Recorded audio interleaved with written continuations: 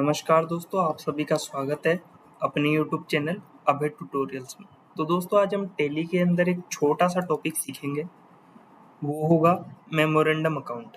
Memorandum voucher क्या होता है और उससे किस तरीके से यूज लिया जाता है, उससे पहले मैं आपको कुछ दिखाना चाहता हूँ। और कुछ क्या दिखाऊंगा, टैली के अंदर सिर्फ बैलेंस शीट दिखाऊंगा। तो बैलेंस शीट ये है जो कि पूरी सपाट है, पूरी खाली है। इसका मतलब मैं आपको ये इसलिए दिखा रहा हूँ कि बैलेंस शीट पे हर चीज का इफेक्ट आता ही आता है। यानी हम अपनी बिजनेस में कुछ भी करें, उसका इफेक्ट बैलेंस शीट पे कहीं ना कहीं आता है।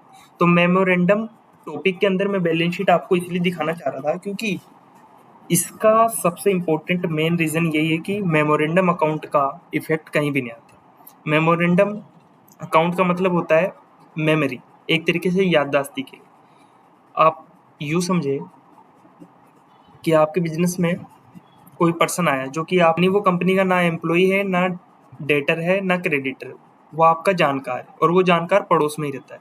और उसके पड़ोस में ही मान लीजिए कोई ऐसी सिचुएशन हो गई या कुछ भी ऐसा हादसा या वगैरह कुछ भी हो गया और वो अचानक से आपको कैश देने पड़े। एक तरीके से कोई भी सिचुएशन हो सकती है, वो आप अपने अकॉर्डिंग सोच सकते हैं, लेकिन उसको कैश देना पड़ा। अब उसको आप किस तरीके से एंट्री करेंगे?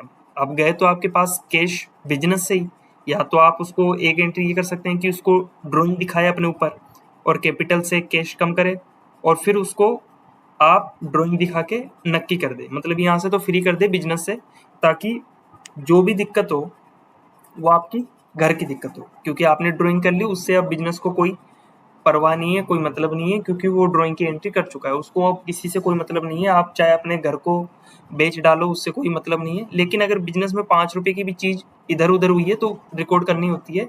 तो अब चाहे आप उस बंदे को 10 लाख रुपए दे दो, 1 लाख रुपए दे दो, 10,000 दे दो, कोई परवाह नहीं है बिजनेस को। लेकिन हमारे बिजनेस से गई है और हम ड्राइंग की एंट्री नहीं करना चाहते, तो हम सिंपली यहाँ F10 दबाएंगे, F10, और यहाँ लिख सकते हैं मेमोरेंडम। जैसे ही आप M लिखेंगे, मेमोरेंडम अकाउंट आ जाएगा। अब इसका इफेक्ट, मान लीजिए मैंने सुरेश कुमार को दिए पैसे और 10,000 रुपये दे दिए।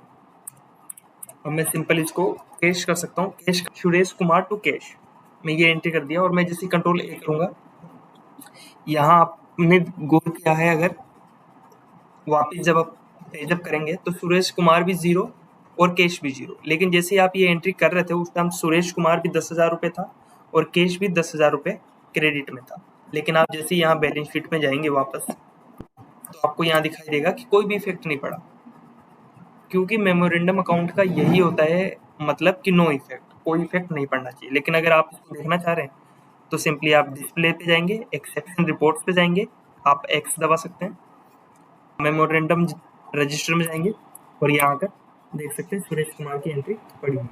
लेकिन आपके मन में ये आ सकता है कि जब ये मेमोरेंडम रजिस्टर है तो आपने कभी कहीं गौर किया होगा, इन्वेंट्री बुक्स में आएंगे, सॉरी इन्वेंट्री बुक्स में नहीं, अकाउंट्स बुक्स में आएंगे, तो सारे रजिस्टर यहाँ है, चाहे वो किसी भी तरीके का contra, payment, receipt, sale, purchase, यहाँ तक कि जनरल यहाँ है, डेबिट नोट का भी रजिस्टर, क्रेडिट नोट का। लेकिन ये मेमोरेंडम रजिस्टर ये इधर क्यों? क्योंकि इसका इफेक्ट कहीं नहीं पड़ने वाला, इसलिए ये एक्सेप्शंस के अंदर है। और जिनका इफेक्ट पड़ने वाला है वो अकाउंट्स बुक के अंदर यहाँ आपको रजिस्टर वाले सेक्शंस में दिखाई देंगे। तो सिंपली इसका मतलब यही होता है कि आप इसमें कोई सी भी एंट्री कर सकते हैं, F9 की, पेमेंट की, कैश की, रिसिट्स की, कुछ भी एंट्री करो, चाहे गलत सही, सिर्फ अपने समझने के लिए। उसका इफेक्ट कहीं भी नहीं आने वाला है आपके बिजनेस के ऊपर और टैली के अंदर बैलेंस शीट के अंदर। तो आई होप कि आपको इसका कॉन्सेप्ट क्लियर हुआ होगा, और नहीं क्लियर हुआ तो आप एक बार इस वीडियो को वापस देख सकते हैं और थोड़ा खुद कोशिश कर सकते हैं।